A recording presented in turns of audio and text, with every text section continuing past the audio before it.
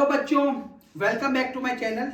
तो बच्चों आज हम करने वाले हैं इंडियन इकोनॉमिक डेवलपमेंट का एक नया चैप्टर का नाम है बच्चों लिबरलाइजेशन, प्राइवेटाइजेशन एंड ग्लोबलाइजेशन। इससे पहले के जो दो चैप्टर मैंने आपको कराए थे तो मैंने बात की थी Indian economy on the eve of independence. उसके बाद मैंने आपको पढ़ाया 1950 टू 1990 आपकी इकोनॉमी किस तरीके से बिहेव करती थी। आज हम बात करेंगे उससे आगे की। ठीक है बच्चों, सबसे पहले बात करेंगे बच्चों इकोनॉमिक रिफॉर्म्स की। इकोनॉमिक रिफॉर्म्स का मतलब क्या हुआ, 1990 के बाद की एक चैप्टर की बात कर रहा होगा बच्चों। 1990 के बाद क्या हुआ, आपको जरूरत पड़ी इकोनॉमिक रिफॉर्म्स की।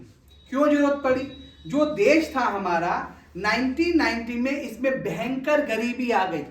जब गरीबी आ गई, महंगाई बढ़ने लगी। पढ़ते हैं बच्चों रीजंस फॉर इकोनॉमिक रिफॉर्म्स। सबसे पहला रीजन था poor performance of public sector. अगर आपको याद हो बेटे 1950 टू 1990 जो प्राइवेट सेक्टर था उसके पास पैसा नहीं होता था, उनको कोई इंसेंटिव नहीं मिलते थे, तो सारे के सारे सेक्टर पब्लिक सेक्टर के पास थे। इसीलिए जो उसका परफॉर्मेंस था वो बहुत खराब था। This is my first point. Second point is fall in foreign exchange reserve. जो फॉरेन एक्सचेंज रिजर्व थे वो आपके कम हो गए। अगर मैं आपसे सिंपल बोलूं, जब आप एक्सपोर्ट करते हैं तो फॉरेन एक्सचेंज रिजर्व आपके पास आते हैं, और जब आप इंपोर्ट करते हैं तो फॉरेन एक्सचेंज आपके पास से जाते हैं।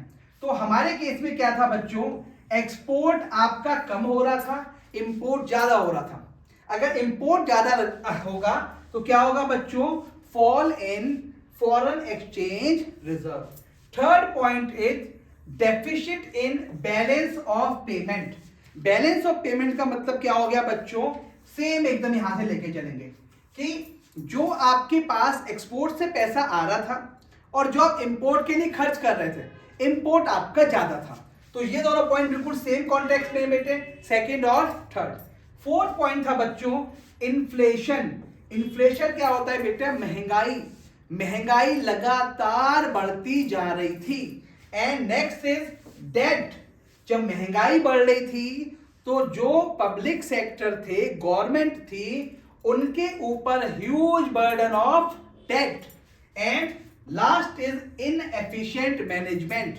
जो पब्लिक सेक्टर था या जो अदर मैनेजमेंट था वो इनएफिशिएंट था डील करने के लिए। इसके लिए क्या जरूरत पड़ी बच्चों, इकोनॉमिक रिफॉर्म्स की।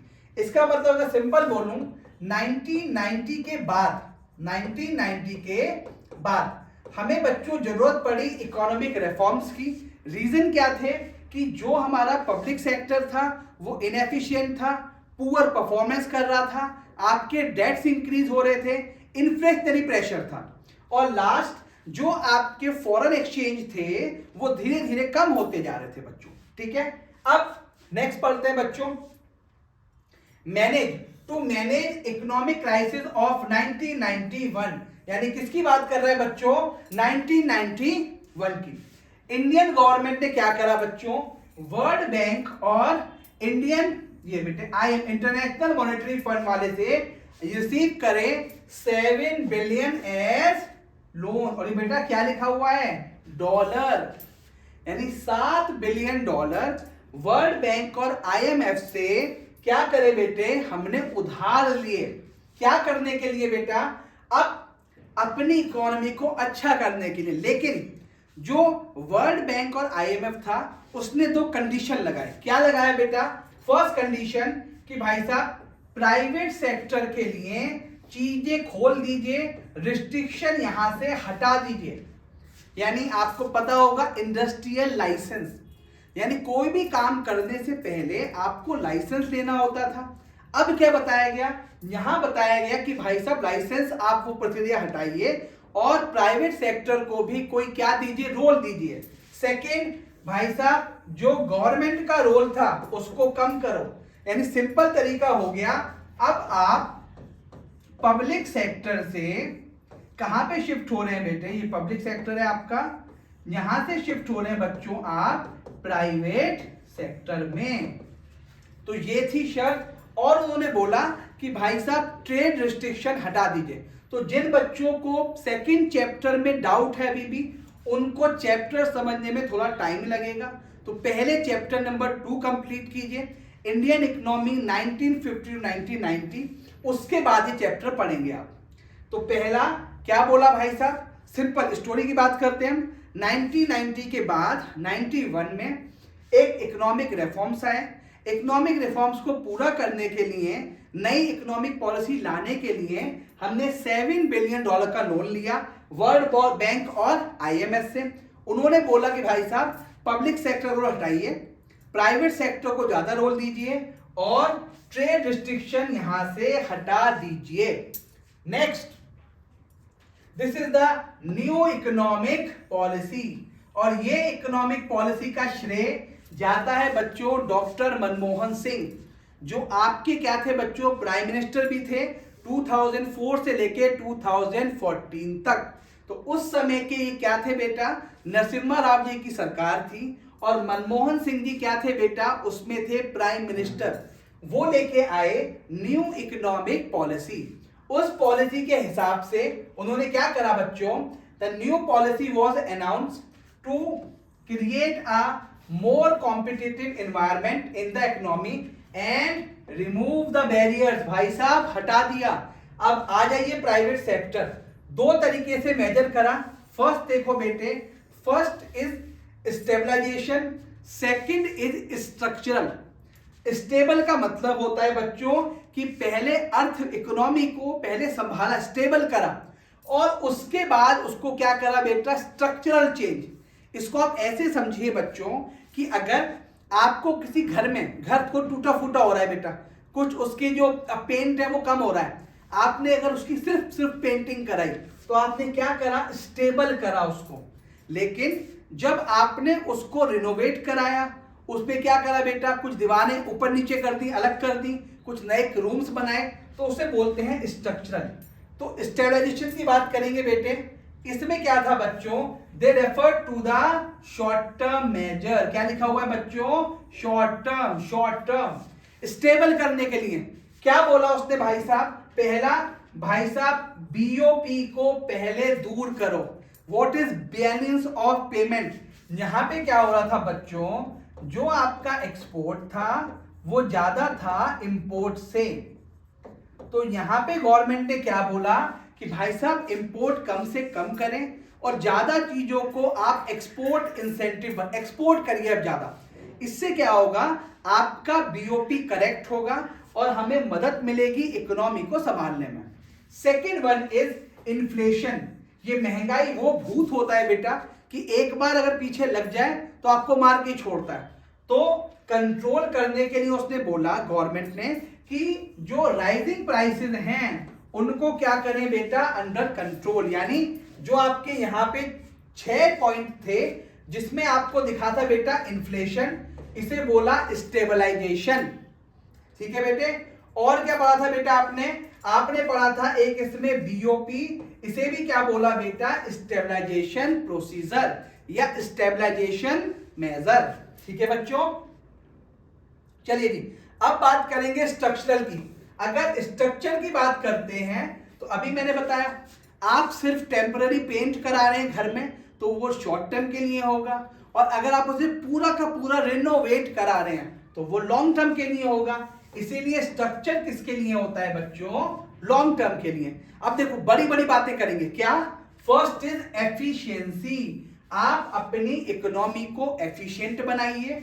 सेकेंड, आप इंटरनेशनल कॉम्पिटिटिवनेस को इंक्रीज कीजिए। मतलब आपके प्रोडक्ट भी इस तरीके के हों कि वो बाहर जाके कंपीट कर सकें फॉरेन प्रोडक्ट्स को। आई होप पॉइंट क्लियर होगा बच्चों। नेक्स्ट पॉइंट है बच्चों, main policy of new economic policy. Chapter का नाम ही क्या था बच्चों, चैप्टर का नाम था लिबरलाइजेशन, प्राइवेटाइजेशन एंड ग्लोबलाइजेशन। ये है बच्चों आपके new economic policy. The government initiated a variety of policies which fall under the, tall नहीं बच्चे, फॉल अंडर द 3 हेड्स। पहला liberalisation, privatisation and globalisation. Sir जब से आपने इसी की बात करी है चैप्टर में, ये नहीं बताया क्या होता है। बेटा बताऊंगा अभी, सांस लो आराम से। चलो जी, ये रही आपकी पहली दुविधा, लिबरलाइजेशन। इसका मतलब क्या हुआ बच्चों, यहां पे ध्यान सुनो, जो वर्ड लिख रहा हूं बेटा, removal of entry and growth restriction on private sector. यानी यहां पे प्राइवेट सेक्टर के लिए दरवाजे ओपन कर दिए गए कि भाई साहब आप आइए और इन सेक्टर में बिजनेस कीजिए। क्या लिखा हुआ है बच्चों, liberalisation means removal of entry and growth restriction on the private sector. क्या था बेटा, to unlock the economic potential of the country and more competition. ठीक है जी। आपको मैं कुछ इस तरीके से बताऊं कि एक घर, ध्यान सुनना, एक घर में 3 लोग रहते थे। बेटा रहता था, बेटा उसके मम्मी पापा। अब उस बच्चे की शादी हो गई, ठीक है बेटे। तो शादी के बाद जो बहू थी उसने बोला मैं साथ नहीं रहूंगी जी, मैं साथ नहीं रहूंगी। तो उन्होंने उसको बोला कि ठीक है जी, आप साथ नहीं रहोगे, कोई बात नहीं, आप एक काम करिए बेटे, आप ऊपर वाले फ्लोर पे शिफ्ट हो जाइए। तो क्या हुआ बेटा, जब ऊपर वाले फ्लोर पे शिफ्ट हो गए, कंट्रोल किसका है, अभी भी नीचे वालों का है, यानी पापा मम्मी का। तो सेम था लिबरलाइजेशन, प्राइवेट तो ओपन कर दिया लेकिन कंट्रोल अभी भी गवर्नमेंट का था। This is the basic difference between liberalisation and privatisation. जब आपको अलग रूम तो मिल गया ऊपर, लेकिन कंट्रोल मम्मी पापा का है, ठीक है। लेकिन अगर आप दूसरे घर में शिफ्ट हो गए, भाई आपने कहा कि ठीक है जी हम तो अब दूसरे घर में शिफ्ट होंगे, यार रहते नहीं, अब है प्राइवेटाइजेशन। अब कंट्रोल पूरा का पूरा प्राइवेट सेक्टर के पास है, ना कि गवर्नमेंट के पास, ठीक है। और अगर वो बहू अपने बेटे को लेके कहीं फॉरेन शिफ्ट हो गई, उसे बोलेंगे ग्लोबलाइजेशन, ठीक है जी। चलो, लिबरलाइजेशन का मतलब क्या हुआ, removal of entry, growth restriction खोल दिए गए, लेकिन कुछ कुछ कंट्रोल अभी भी गवर्नमेंट के पास है। इसमें कुछ रिफॉर्म्स थे बेटे, हम एक एक करके बात करेंगे। First is industrial sector reform. क्या लिखा हुआ है बच्चों, industrial sector reforms. Chapter number 2 दिमाग में रखना और बिल्कुल इसको हम अपोजिट करेंगे। देखेंगे पहले इंडस्ट्रियल लाइसेंसेस, कुछ चीजों को छोड़कर except for a short list, इसमें रिडक्शन करा गया। भाई साहब लेने की जरूरत नहीं है आपको, आप जाइए बिजनेस करिए, लाइसेंस आपको नहीं लेना, केवल कुछ कैटेगरी में लेना है। Second, this is first point था, this is second point, decrease in the role of public sector. Public sector ने अपना रोल कम कर दिया, जो बिजनेस थे अब प्राइवेट सेक्टर के पास पहुंच गए। थर्ड, डी रिजर्वेशन, एसएसआई वाले छोटे, मैंने आपको लास्ट क्लास में बताया था सेकंड में, स्मॉल स्केल इंडस्ट्रीज के लिए कुछ सेक्टर फिक्स कर दिए गए थे कि ये काम केवल एसएसआई ही करेंगे, उसको हटा दिया गया। The many goods produced by the small scale industries were D reserved, अब कोई भी जाके काम कर सकता है। And fourth point, monopoly and restrictive trade policy, या जिसे बोलते थे एमआरटीपी एक्ट, उसको हटा दिया गया। उसको यानी एमआरटीपी मतलब क्या होता था कि भाई साहब आप मोनोपोली क्रिएट कर, सबको हटा दिया गया भाई साहब। तो इंडस्ट्रियल सेक्टर आने के बाद क्या क्या हुआ बेटा रिफॉर्म्स में, भाई साहब यहां से आपके लाइसेंस हटा दिए गए, है ना। पब्लिक सेक्टर के रोल जो थे बेटे उसको कम कर दिया गया। जो एसएसआई था उसमें कुछ बिजनेस जो थे डिरिजर्व कर दिए गए, और एमआरटीपी एक्ट हटा दिया। डन है। चलो जी, अगला रिफॉर्म्स है second, this is financial sector reform. पहला आपने क्या पढ़ा था, इंडस्ट्रियल सेक्टर। देखो बच्चों क्या क्या ध्यान सुनना, यहां बात करी रोल ऑफ आरबीआई।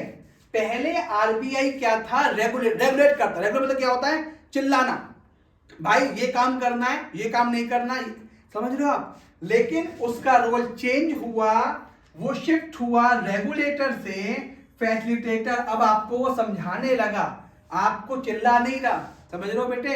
यानी चिल्लाता, अगर सिंपल से बात करो कि भाई from regulator to facilitator, first point. Second point, private bank का उदय हुआ।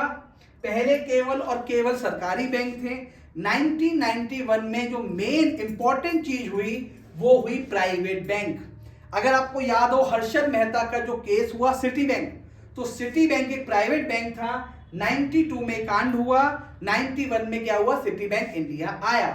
The reform policy led to establishment of private sector bank. And third point is increase in the limit of foreign investment, जिसे बोलते हैं आप FDI, foreign direct investment. उसकी limit bank में वो इन्वेस्ट, जैसे मैंने इसका एग्जांपल बताया बच्चों आपको सिटी बैंक, तो Citibank the limit of foreign investment in banks raised to around 51%, मतलब कि सारा का सारा स्टेक कौन ले सकता है बेटा, फॉरेन। फोर्थ पॉइंट क्या था बेटा आपका इसमें, ease in expansion process.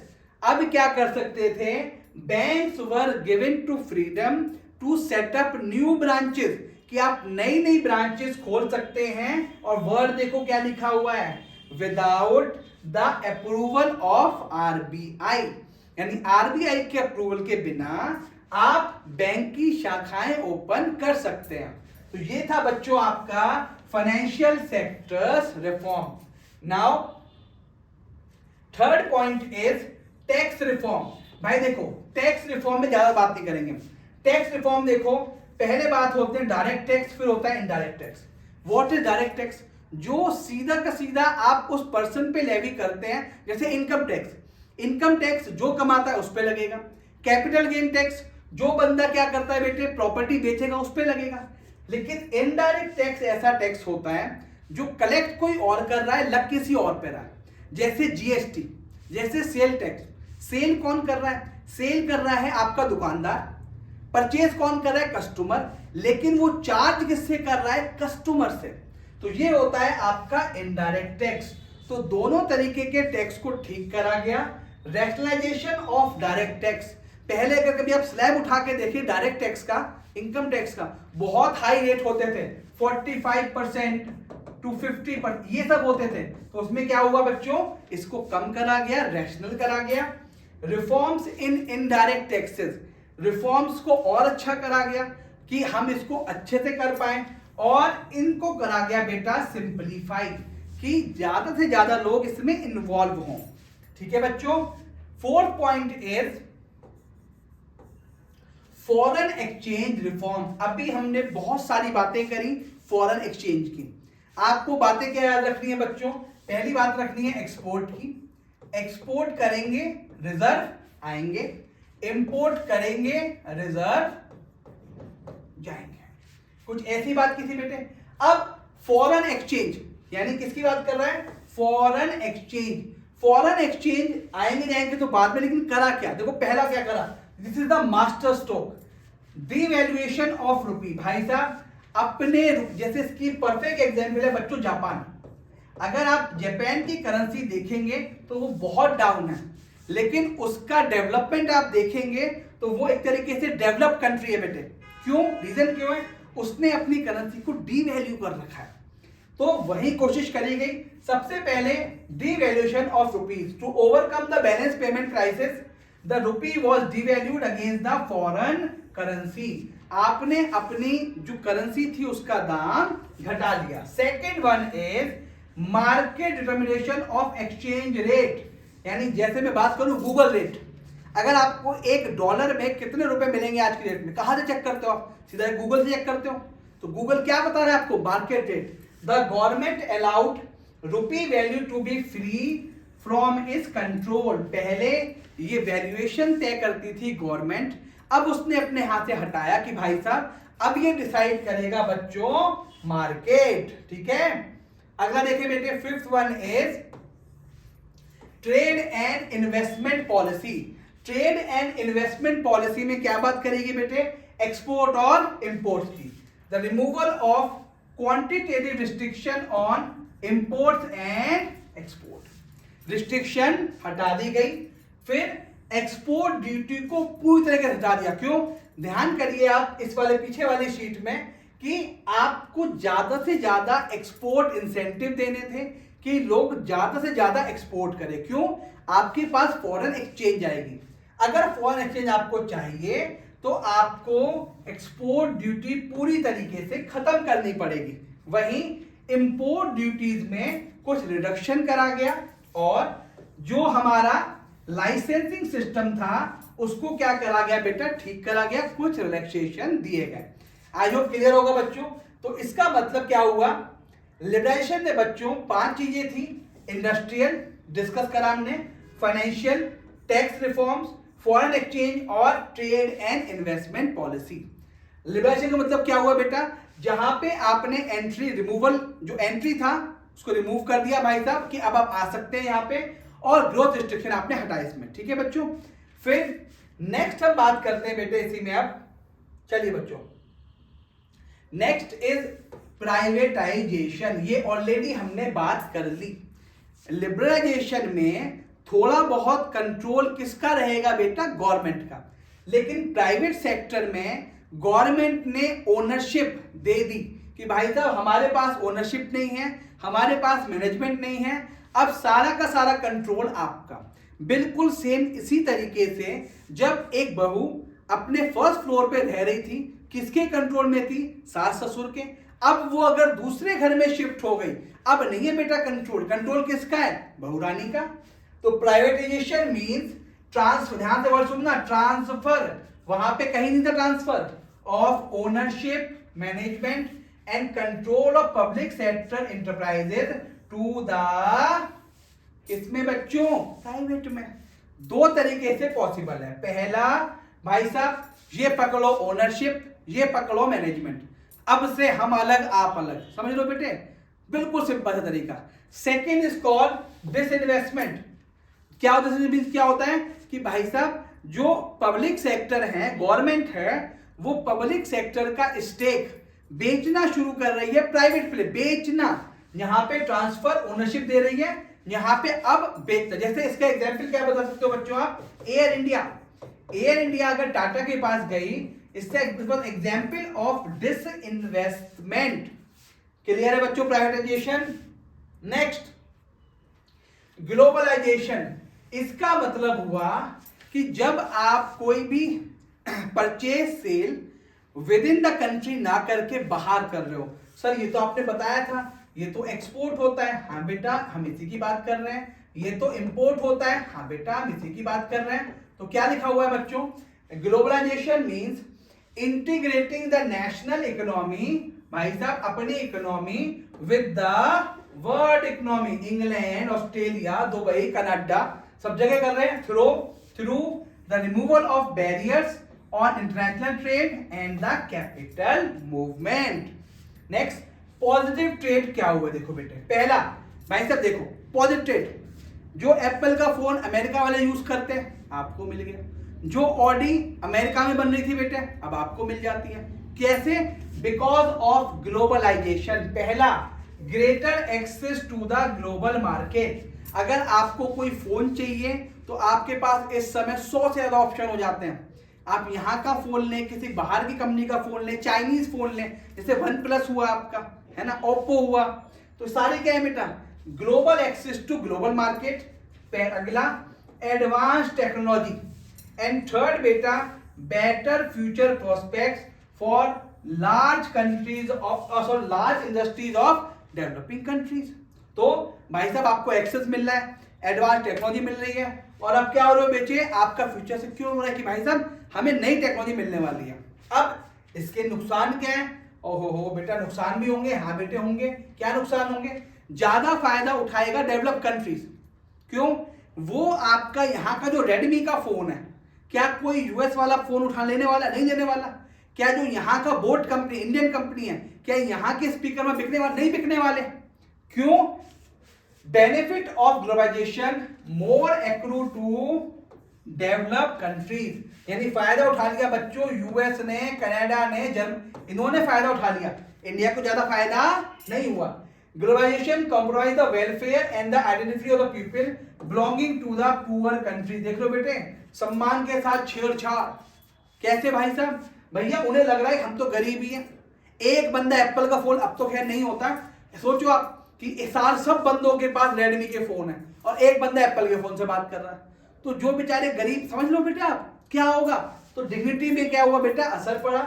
And market driven globalisation increase economic disparities among the nation and, तो अगर मैं सिंपल बात करूं उसमें बेटा मेन फायदा डेवलप कंट्री को हुआ और जो भी डेवलपिंग कंट्रीज थी उनको नुकसान रहा, उनकी डिस्पैरिटी या उनके क्या बोले बेटा आप, डिस्पैरिटीज लगातार इश्यू ये रहे। ठीक है बच्चों, तो तीनों पॉइंट आई होप क्लियर हो गए होंगे, liberalisation clear, privatisation and globalisation. Next बात करना चाहते हैं बेटे हम इसी दौरे में बेटे आउटसोर्सिंग एंड WTO। वैसे देखो आउटसोर्सिंग का बहुत सिंपल सा बात बताऊं अगर मैं आपको, आउटसोर्सिंग का मतलब हो गया जब कोई काम आप खुद नहीं कर रहे, किसी दूसरे बंदे को दे रहे हो करने के लिए। जैसे आप पहले लेस से कुछ भी आप मान के चलो बेटे, आप लेस से पेन बनाने का काम करते हो, ठीक है बेटे, आपके पास कॉन्ट्रैक्ट आ गया पेंसिल बनाने का, आप ही के पास आ गया, बनाते ही नहीं हो, तो आपने क्या करा, जो बंदा पेंसिल बनाता है ये कॉन्ट्रैक्ट आपने उसको आउटसोर्स कर दिया। ठीक है, the outsourcing refers to contracting out some of its activities to a third party which earlier performed by the organization. India has become a favorable destination of outsourcing because of the low wage rate and availability of skilled manpower. अगर मैं बात करूं बच्चों IT, तो आजकल यहाँ पे IT का जबरदस्त जोर है। क्यों? सारा काम, सारी कंपनी होती है MNCs है, लेकिन काम कहां से कराती है? इंडिया से। क्यों? Because of low wage rate and availability of skilled man power. World trade, अब इसी का यहां तक खत्म हुआ बच्चों। अब हम पढ़ेंगे WTO, वर्ल्ड ट्रेड ऑर्गेनाइजेशन। तो वर्ल्ड ट्रेड ऑर्गेनाइजेशन का काम क्या था बेटे? जब दो कंट्रीज के बीच में आपस में वर्ल्ड ट्रेड, वो ख्याल रखेगी कि एक कंट्री दूसरी कंट्री का नुकसान ना करे। अगर आप किसी कंट्री से इंपोर्ट बैन कर रहे हो तो आप वहां एक्सपोर्ट ना, जैसे चाइना, कई बार हम बहस करते हैं कि चाइना के प्रोडक्ट को बैन क्यों नहीं कर देते। रीजन क्या है बेटा? बिकॉज ऑफ WTO, कि अगर आप एक कंट्री से इंपोर्ट बैन करवा लेंगे तो आप भी एक्सपोर्ट नहीं करने। WTO कहेगा भाई साहब हम क्यों करने दें आपको एक्सपोर्ट। तो this was the WTO। According to some scholar India should be a member of WTO, होना चाहिए, बिकॉज मेजर वॉल्यूम कहां पे होता था बेटा ट्रेड का? डेवलप्ड नेशन में होता था। The developing countries are being cheated as they are forced to open up their market for the developed countries and are not allowed access to the market of developed country. तो ये करते थे बच्चों बदमाशी, develop countries बदमाशी कर रहे थे। वो क्या कह रहे थे भाई साहब कि हम तो आपके यहां जाके माल बेच आएंगे, लेकिन आप हमारे यहां मत बेचो। तो WTO इसलिए कई लोगों ने बताया, स्कॉलर्स ने, कि इंडिया को उसका मेंबर बनना चाहिए। अब WTO इस डिस्पैरिटी को कम करता है, हटाता है कि भाई साहब आप इंपोर्ट और एक्सपोर्ट एक लिमिट तक ही बैन नहीं कर पाओगे। क्यों नहीं कर पाओगे? Because of WTO। नेक्स्ट देखते हैं बेटे, आई होप क्लियर होगा बच्चों, लिख के आ जाओगे WTO के बारे में। अब कुछ डेफिनेशन की बात करते हैं बेटे। पहला, बायलैटरल ट्रेड, कोई ट्रेड दो कंट्रीज के बीच हो रहा है। अगर मुझे सामान मंगाना है US से, US और अगर मेरे बीच कोई हमारे बीच ट्रेड होता है, उसे बोलते हैं bilateral trade. Second, multilateral trade, जब मोर देन टू कंट्रीज में ट्रेड होता है, मोर देन टू कंट्रीज, तो उसे बोलते हैं मल्टीलैटरल ट्रेड। जैसे मैंने यहां पे कोई सामान मंगाया लेट्स से अमेरिका से, अब अमेरिका के पास जो डीलर था जो बेचता है वो है दुबई, तो 3 कंट्रीज इन्वॉल्व हो गए। पहले सामान कहां जाएगा बेटा? दुबई इन्वॉल्व हो गया, इंडिया इन्वॉल्व हो गई और USA इन्वॉल्व हो गया। तो मोर देन 2 कंट्रीज बोलेंगे बेटा मल्टीलैटरल ट्रेड। टैरिफ बैन, अब देखो वर्ड सुनो, देखो टैरिफ, टैरिफ का मतलब क्या होता है बेटा? टैरिफ का मतलब होता है मोर कॉस्टली, टैक्स बढ़ा दो। टैरिफ का मतलब क्या होता है बेटा? Basically tax. और टैक्स किस पे लगता है बच्चों? कॉस्ट पे, वैल्यू पे। The refers to barrier which are imposed on the imports to make them relatively costly and to protect the domestic production. and non tariff किसकी बात करेगा बेटा? नॉन टैरिफ बात करेगा बेटा नंबर की। कल भी हमने बात की थी। तो टैरिफ किसकी बात करता है बेटा? टैरिफ बात करता है वैल्यू की, और ये किसकी बात करता है, नॉन टैरिफ क्वांटिटी की, कि भाई साहब number of import and export हम लगा देंगे, वेरी कर देंगे बैरियर, और यहां पे महंगा बनाने के लिए टैरिफ बैरियर लगा देंगे। ठीक है बच्चों। अच्छा, आर्गुमेंट्स दीजिए बेटा इकोनॉमिक रिफॉर्म्स के फेवर में। हम करेंगे अच्छी अच्छी बात, क्या भाई साहब, हमारी इकोनॉमिक ग्रोथ बूस्ट कर गई। नेक्स्ट, फॉरेन इन्वेस्टमेंट आने लग गए, फॉरेन एक्सचेंज रिजर्व बढ़ गए। क्यों भाई साहब, अब हम एक्सपोर्ट ज्यादा कर रहे थे, रिजर्व बढ़ गए। एफडीआई की बात करी बेटा, हमने बैंक में एफडीआई करा, ये हो गया बच्चों। एक्सपोर्ट अभी बताया मैंने, कंट्रोल इन्फ्लेशन ठीक हो गया बेटा, और प्राइवेट सेक्टर का रोल बढ़ गया। तो इसे आप आराम से लिखेंगे, इन्वेस्टमेंट आपके पास आने लग गए, रिजर्व आपने ठीक ठाक कर लिए, एक्सपोर्ट अब आपका इंक्रीज हो गया। सिंपल सा तरीका है बेटा, है ना। अब कौन कौन लोग इसके खिलाफ है, देखना खिलाफत, खिलाफत समझते हो बेटे, खिलाफत करेंगे। पहला भाई साहब ग्रोइंग अनएम्प्लॉयमेंट, पहले सब कुछ सरकार का था, सबके पास सरकारी नौकरी थी, अब वो मिल नहीं रही बेटा, तो क्या हुआ बेटा, ग्रोइंग अनएम्प्लॉयमेंट सबसे पहला रीजन। इकोनॉमिक रिफॉर्म्स अगर आप क्रिटिसाइज करने वाले हो तो अनएम्प्लॉयमेंट हो गया। सेकंड क्या था बेटा, निग्लेक्ट ऑफ एग्रीकल्चर, आप एग्रीकल्चर पे फोकस नहीं कर पाए। अगर आपने जितने भी रिफॉर्म्स पढ़े लिबरलाइजेशन के, आपने चाहे इंडस्ट्री पढ़ा, फॉरेन ट्रेड पढ़ा, इन्वेस्टमेंट पढ़ा और टैक्स रिफॉर्म्स पढ़े, क्या कहीं भी इंडस्ट्रियल सेक्टर रिफॉर्म पढ़ा, क्या कहीं भी एग्रीकल्चर रिफॉर्म था? Answer is no. तो आपने एग्रीकल्चर को पूरी तरीके से ध्वस्त कर दिया। The public investment has been reduced in the reform period. तो क्या बताया बच्चों मैंने, neglect of agriculture, main point यहां पे आते हैं बेटा। Shift from food grains to cash crop led to rise in the price of food grains. जो पहले अनाज सस्ता मिलता था वो महंगा मिलने लग गया। तो पहला क्या हुआ बच्चों, पहला हुआ अनएम्प्लॉयमेंट और दूसरा एग्रीकल्चर पे आप ध्यान नहीं दे रहे। चलिए जी, थर्ड पॉइंट क्या था बेटा, थर्ड पॉइंट था low level of industrial growth. जो इंडस्ट्री की ग्रोथ थी उसका लेवल बहुत कम था। क्यों, industrial growth recorded a slow down due to following reason. पहला भाई साहब बाहर सामान सस्ता मिलता है, हमारे पास महंगा है। अगला हमारे पास तो इंफ्रास्ट्रक्चर नहीं है। और third non tariff barrier by the develop country. Develop country ने भी नॉन टैरिफ मतलब quantity, quota, quantity number fix कर दिए, इससे ज्यादा आप नहीं कर सकते। चलिए बच्चों, फोर्थ क्या है बच्चों, fourth is ineffective disinvestment policy. The disinvestment policy of government was not successful because assets of PSU were undervalued and sold to private sector, and proceeds from disinvestment were used to compensate shortage of the government revenue। भाई साहब लोगों ने क्या करा, disinvestment, जैसे value थी उसकी 200 करोड़ पूरे के पूरे पीएसयू की, बोला कि भाई साहब आपको इतना देना ही नहीं है, उसकी वैल्यू को कम करा गया, लेस से 100 करोड़, और किसको बेच दिया गया बेटे, प्राइवेट सेक्टर को 100 करोड़ की चपत।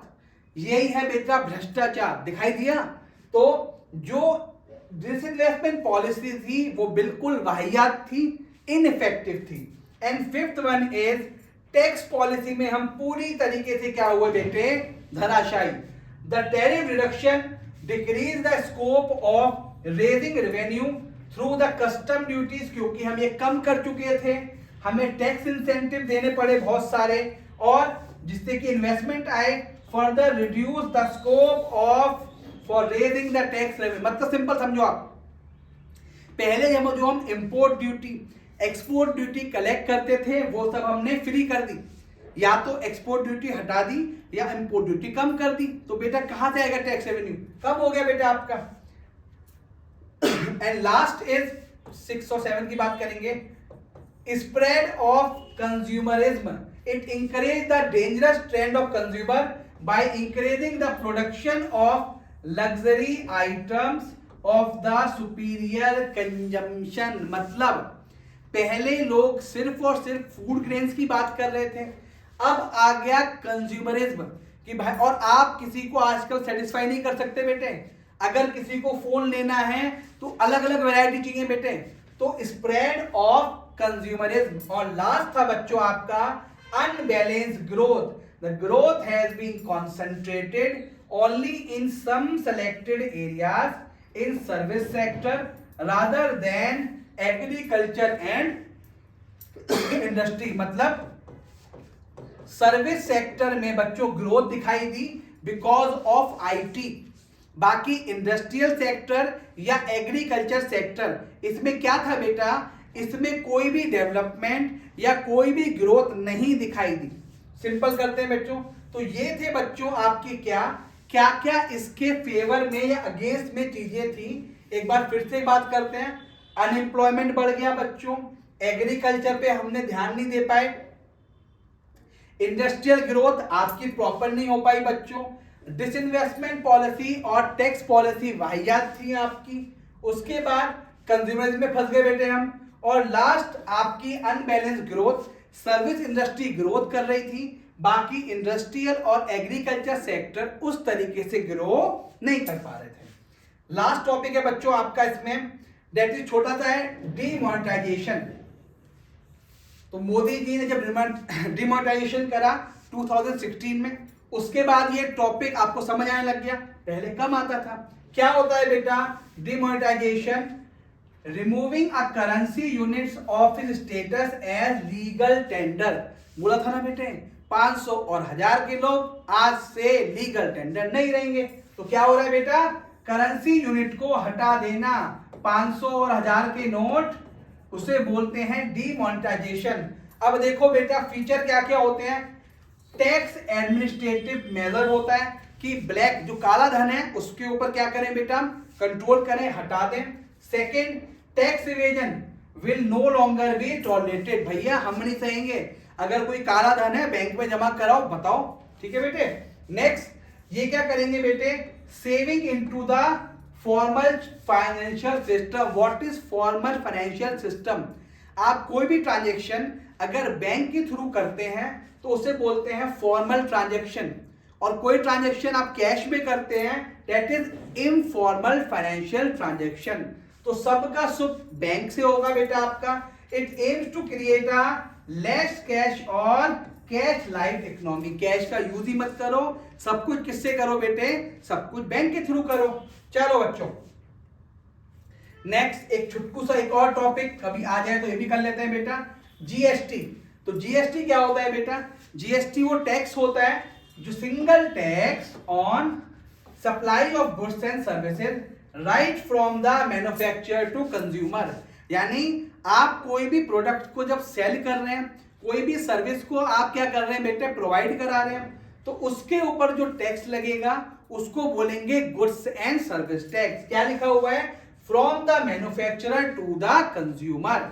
Next, it is a value added tax levied on the manufacture, sale and consumption of goods and services. तो ये होता है बेटा गुड्स एंड सर्विस टैक्स, जो लगता है गुड्स और सर्विस पे। And last is thank you. I hope बेटा चैप्टर आपको समझ में आया होगा। कोई डाउट है आपका इसमें तो फिर से एक बार वीडियो देख लीजिए, पेपर की तैयारी करते रहिए। थैंक यू बच्चों।